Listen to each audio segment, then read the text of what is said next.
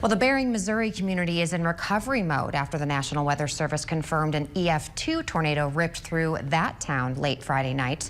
WGEM's Dylan Smith is back from Knox County with more on where cleanup efforts stand. Dylan. Well, Mackenzie, it looks like a war zone, but everyone I talked with in Bering says it's much better than yesterday. Almost everyone in town is trying to figure out where to go from here. Homes destroyed, ripped from their foundation. Families' belongings scattered.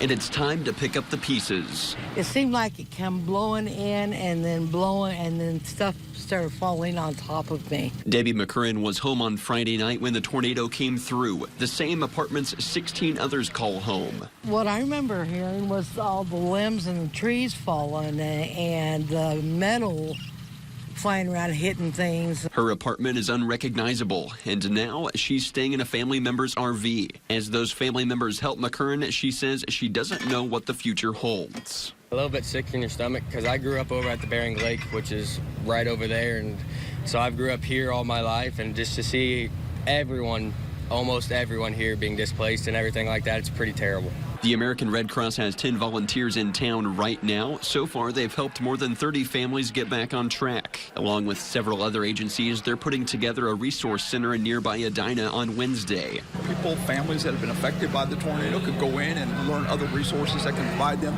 short-term and long-term relief in this tornado. For now, it's back to the drawing board, salvaging what they can, hoping it'll never happen again. It's a movie. It's definitely a movie, and I don't even know, dude. It's unreal, honestly. I want to thank my family. It's because thank God for family.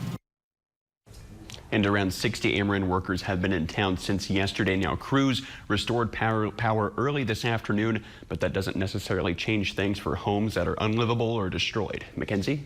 All right, thank you so much, Dylan. And the National Weather Service says that tornado reached winds of 122 miles per hour. And the Knox County Emergency Management Director reports no serious injuries. He says if you don't have a reason to be in Bering, just avoid the town.